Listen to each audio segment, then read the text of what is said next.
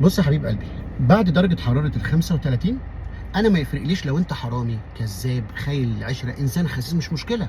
هنفضل حبايب واصحاب طالما بتتبع 5 6 تعليمات كده، اهمهم وعلى راسهم ان انت تكون بتحط ديودرنت. عارف، لو انت كذاب بتحط ديودرنت احسن عندي من صادق ما بيحطش ديودرنت. خسيس خاين بتحط ديودرنت احسن عندي من شخص وافي ولويال ما بيحطش ديودرنت. ده اولها. تاني حاجه، ما ينفعش خالص في الجو ده تبقى ريحتك سجاير. انا اسف، احنا بنتقبل كل الناس حتى اللي بيشربوا واللي ما بيشربوش، لكن انا مش هتقبلك. ليه؟ هتقول لي ايه العلاقه والسجاير ايه علاقتها بالحر؟ هو معدل استحمال الواحد في الحر بيقل. هما حاجتين بيقللوا استحمال الواحد، الحر والحمل للست، معروفه. فما تجيليش بريحتك سجاير وعايزني انا اتقبلك. تالت حاجه، ما تكلمنيش تقول لي عايزين نقعد في الشمس. ما تكلمنيش الظهر او قبل العصر تقول لي نقعد في حته اوبن اير شمس او حتى مكيفه شمس. انت نبته محتاج الشمس تعمل بيها كلوروفيل وبناء ضوئي وتمثيل ضوئي. ربنا ينفعك، روح طلع لي ثمره من ودنك. تمام؟ انا مش نبته. انا بعد ما الشمس تتكسر هنقعد مع بعض. موسم الساحل جاي، هتقول لي بقى نعمل تان. انا الصور بتاعت الناس اللي في النقحه نايمه لي على الشط بتعمل تان ببقى عايز اقوم بالشبشب اسوقهم. انتوا ما عندكوش دم. تان ايه وزفت ايه؟ جو حر، جو حار. فخلي عندك دم.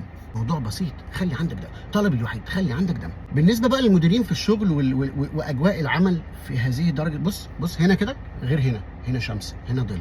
عايزين نفهم ده للمديرين، نفهم ده للناس سبيشال المهندسين او اي حد شغال في حته او الدور. ما توقفنيش كده، وقفني كده. عايزني اشتغل لك في الجو بره، هات لي مروحه ومظله. هات لي مروحه ما انا تاني مش نبته. ما توقفنيش في الشمس كاني شجره هتكيف واخد بقى من الشمس المفيد واعمل كلوروفيل. لا، انا انسان. فانا لو واقف كده مش هديك انتاجيه، كده ممكن اديك انتاجيه. دي رساله لكل المديرين. بص كده غير كده. في بلدان محترمه بتاجل الشغل بعد ما الشمس تتكسر. انت كمدير انا عارف ممكن ما تبقاش محترم، ينزلوا يشتغلوا من انتاجيه، عندنا زياره بكره، ما عنديش مشكله. هات لي بقى مظله ومروحه، ويا سلام لو مروحه من اللي بيتفتفوا ميه دول، عارفهم انت بتبقى ملزق. انا عندي الزق من الميه احسن ما الوضع يبقى صعب. دي لكل المديرين وبتوع الاتش ار. خلي عندك دم. الموظف اللي كده ياخد فلوس اكتر من اللي كده، لان اللي كده قاعد في المكتب مبسوط، اللي كده طالع ميتين اهله. بص، لو انت ذكر قوم من مكتبك انزل اقف في الشمس الساعه اللي بيقفها اي موظف بيقف في الشمس. مش هطلب منك اكتر من كده.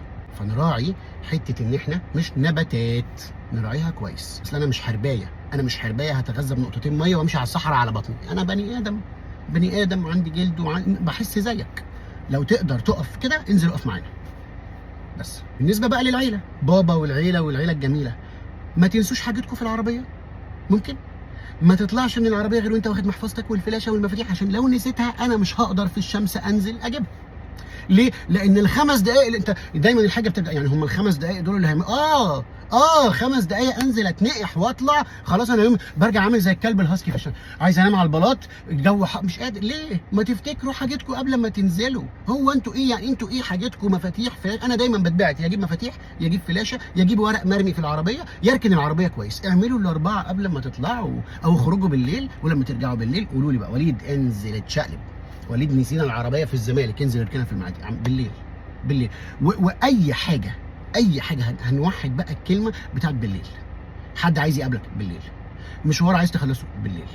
طب تاسك عندك في البلكونه بالليل. ماله بالليل؟ حلو بالليل او بعد ما الشمس تتكسر. بص كده غير كده الجو ظل، كده شمس. لازم الناس تحط في المايند سيت بتاعها ان كده شمس كده ظل. احنا وي ار نوت ميد فور ذس، الا لو انت في استراليا او امريكا او كده. في مصر والخليج، مش عارف مصر بقت زي الخليج ليه؟ ما عندناش بترول بس بقى جونا جو خليج، بناخد كل حاجه من كل الناس بس بننشن غلط. ما علينا، الحمد لله رب العالمين. الشمس جميله، ربنا ما يحرمناش منها، بس واحنا في الظل نبص عليها كده.